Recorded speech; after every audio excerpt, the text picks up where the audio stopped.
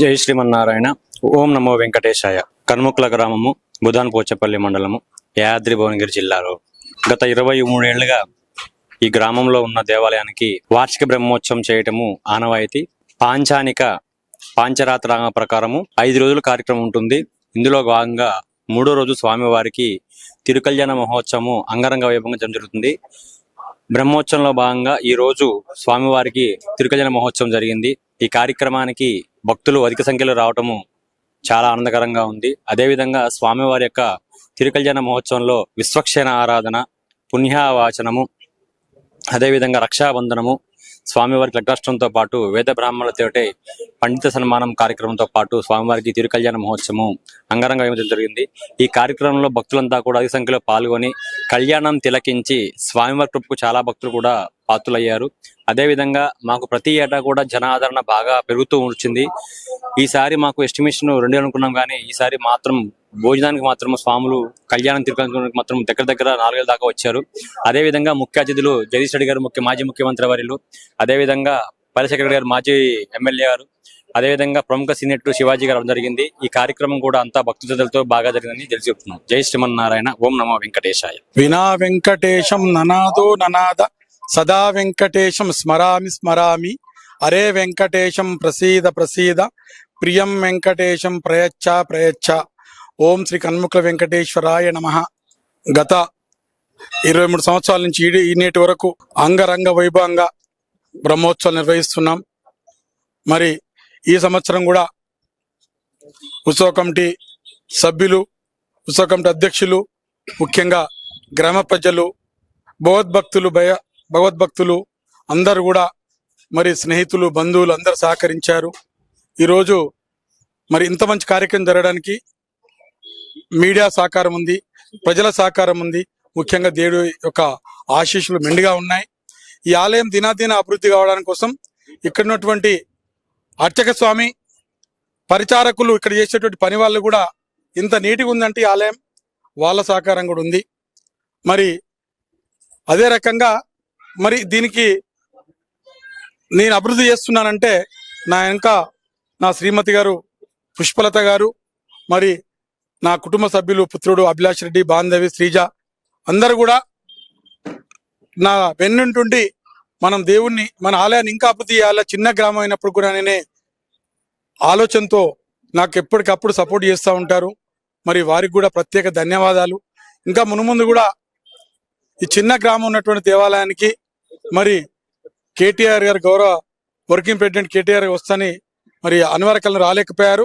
కానీ మన మాజీ మంత్రివర్యులు సూర్యాపేట ఎమ్మెల్యే గారు జయశన్న గారు, మాజీ సంసభ్యులు పైలశరెడ్డి గారు, మరి అదే రకంగా మరి భువనగిరి పార్లమెంట్ ఇన్ఛార్జ్ కేవ మల్లేశన్న గారు, మరి అదేవిధంగా ప్రముఖ సినీ నటుడు, లేటెస్ట్ సినిమా దండోరా హీరో, మరి మిస్సమ్మ హీరో శివాజీ గారు, మరి అదే రకంగా చాలా మంది ప్రముఖులు ఈరోజు వచ్చినటువంటి అందరు కూడా పేరు పేరున కృతజ్ఞత తెలియజేస్తున్నాను.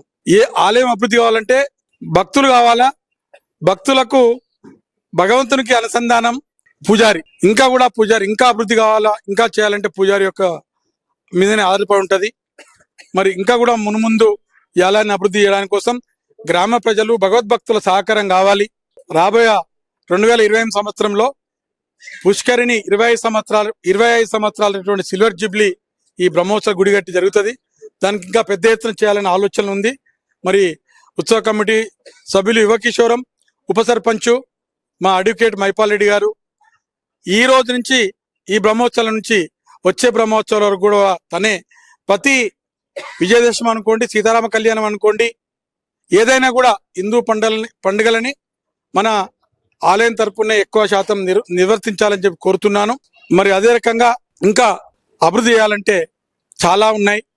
మనకు పోచంపల్లి దగ్గర కానీ జిబ్లెప్ దగ్గర ముఖద్వారం కట్టాలి. అభివృద్ధి విషయాలకు వస్తే ఈ చుట్టూ కూడా ఇంకా సోలార్ వేసినప్పటికి కూడా మరి దీన్ని కూడా దశావతారంలో గోడ నిర్మించి దశావతారం కట్టాలని ఆలోచన ఉంది. దేవుడికి ఒక్కటే విషయం చెప్తున్నాను, దేవుడికి మానవ జన్మలో ఎవరు కూడా ఫుల్ ఫిల్అప్ చేయలేం. మన మనసును ఒకటే ఫుల్ ఫిల్అప్ చేయగలం. మనసు ద్వారా భగవంతుని ఒక్కటే మనసారా సేవించగలము.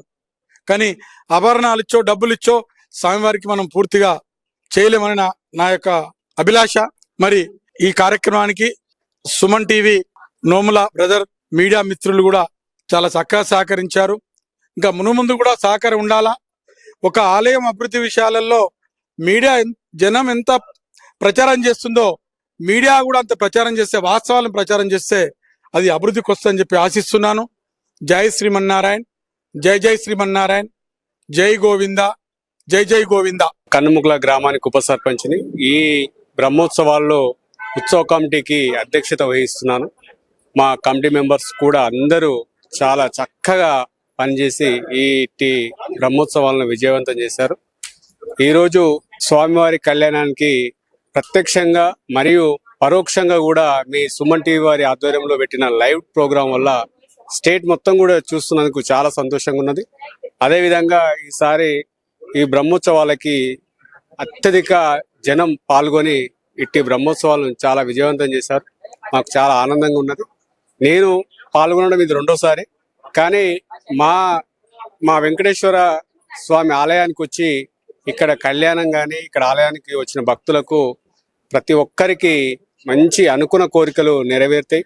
నేను లాస్ట్ టైం కూడా పోయిన సంవత్సరం బ్రహ్మోత్సవాల్లో పాల్గొని నెక్స్ట్ టైం మా గ్రామంలో ఏదైనా ఒక రాజ్యాంగబద్ధమైన పదవి వస్తేనే మళ్ళీ నేను ఈ ఆలయంలో అడుగు పెడతానని మొక్కుకున్నా. అదే ప్రకారంగా నేను ఇక్కడ ఉప సర్పంచ్ అయినందుకు చాలా సంతోషంగా ఉన్నది. మా ఆలయంలో ఉన్న ఈ భగవంతుడు, ఈయన కృప అనేది ఎంత గొప్పదో ఈ రోజు అర్థమైంది నాకు. కాబట్టి మీరు కూడా అందరూ మళ్ళీ జరిగే బ్రహ్మోత్సవాల్లో కానీ మా ఆలయానికి కానీ వచ్చి ఇక్కడ బ్రహ్మోత్సవాల్లో పాల్గొంటే మీ అనుకున్న కోరికలు నెరవేర్తాయి. కాబట్టి మీరందరూ రావాల్సిందిగా కోరుకుంటూ సుమన్ టీవీ వారికి మరొక్కసారి ధన్యవాదాలు తెలియజేస్తున్నాను. వారికి మా యొక్క స్వామివారి ఆశీస్సులు ఎల్లవేళ ఉండాలని కోరుకుంటూ జై శ్రీమన్నారాయణ, జై జై శ్రీమన్నారాయణ. ఓ వెంకటేశాయ. భగవద్భక్తులందరికీ కూడా నమస్కరిస్తూ, ముఖ్యంగా సుమన్ టీవీ వాళ్లకు నమస్కరిస్తూ, నేను ఇప్పుడు నా లైఫ్ లో జరిగిన ఒక చిన్న స్టోరీ దేవుడి గురించి. చిన్నది అంటే మాది లవ్ మ్యారేజ్. పెళ్ళైన స్టార్టింగ్ లోనే తిరుపతి వెళ్ళాం మేము. తిరుపతికి వెళ్ళినప్పుడు ఏమైందంటే, తిరుపతికి మా ఇద్దరు పెళ్లి జరిగితే ఈయన దేవుడికి గోల్డ్ ఇస్తాను మొక్కుకున్నాడు. మొక్కుకున్నప్పుడు ఏమైందంటే, ఇప్పుడు కాళ్ళు కడిగిన రింగు మాత్రమే ఉంటుంది కదా వాళ్ళకి. అప్పుడు మా పరిస్థితి వేరు, గోల్డ్ లేదు, ఏది లేదు, డబ్బులు లేవు. అందుకే ఆ రింగు చిన్నది ఇట్లా చుంచేసి దేవుడికి ఇద్దాంలే ఆఫ్ అని అనుకున్నాం, పావులెత్తు. అది మళ్ళీ తర్వాత ఏమనుకున్నాం, అదే రోజు కింద దిగినాం మేము. కింద రూమ్ తీసుకొని కింద ఉన్నాం వేరే ఫ్రెండ్స్ త్రూ వెళ్ళి. అక్కడికి పోయినాక ఈ మాట ఏమనుకున్నామంటే, మా సొంతంగా మేము సంపాదించిన దాంతో పెట్టాలి దేవుడికి, కానీ ఇట్లా నానిచ్చిండు కదా, ఇది దీంతో పెడితే బాగుండదు కదా అనుకోని చెప్పి దర్శనానికి వెళ్దాంలే పొద్దున అని చెప్పి అనుకున్నాం. ఆ అనుకున్న ఒక గంట లోపలనే ఈయనకు మొత్తం ఏంటంటే దద్దుర్లు, మొత్తం ఒళ్ళంతా మంటలు, ఇట్లా పోట్లు, అసలు ఏమి కనబడకుండా ఇట్లా భయం, మొత్తం ఏడ్చుకోవడమే సరిపోయింది ఆ రోజుగా. ఆ గంట సేపటి వరకు అస్సలు తగ్గకపోయేసరికి డాక్టర్లను పిలిచాం, అయినా కానీ తగ్గలేదు అది. నెక్స్ట్ మా ఫ్రెండ్స్ ఉండేమన్నారంటే, ఏమన్నా మొక్క ఇట్లుందా స్వామికి అని అన్నారు.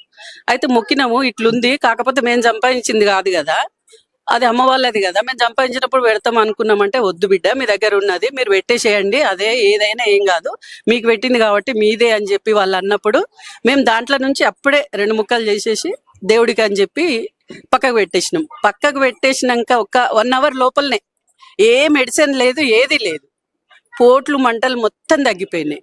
ఇది మా లైఫ్ లో జరిగిన ఆ దేవుడి కృప అనుకోవాలా ఏమనుకోవాలా, ఆయన సాక్షాత్తు మాకు దర్శనం ఇచ్చినట్టు అన్నట్టుగా ఉంది. అప్పుడు మా పరిస్థితి అట్లుంది. అప్పటి నుంచి దేవుడు అంటే, వెంకన్న స్వామి అంటే మాకు ఇష్టం. ఊర్లోకి వచ్చిన తర్వాత ఏమైంది, రామాలయం అనుకున్నారు, ఊర్లో కడదాం అనుకున్నారు. అది చిన్నగా ఉంది, ప్లేస్ చిన్నగా ఉంది, నడూరులో ఉంది కానీ చిన్నగా ఉంది, గ్రామస్తులంతా అనుకున్నారు. అయితే అట్లా వద్దు అని చెప్పి ఇక్కడ ల్యాండ్ తీసుకొని వెంకన్న స్వామి గుడి కడదాము అని చెప్పేసి అప్పుడు ఇక్కడ వెంకన్న స్వామిని ఆ తిరుపతి నుంచి తీసుకొచ్చుకొని మా ఊరు కోసం ఇక్కడ మా కన్ముకుల గ్రామంలో నిలబెట్టుకొని మేము 23 సంవత్సరాల నుంచి కొలుసుకుంటున్నాం. ఆయనకు నిత్య కళ్యాణం పచ్చతోరణం లాగా ఎప్పుడు ఇలాగే ఆయన కృప మా అందరి మీద ఉండాలని కోరుకుంటూ సెలవు.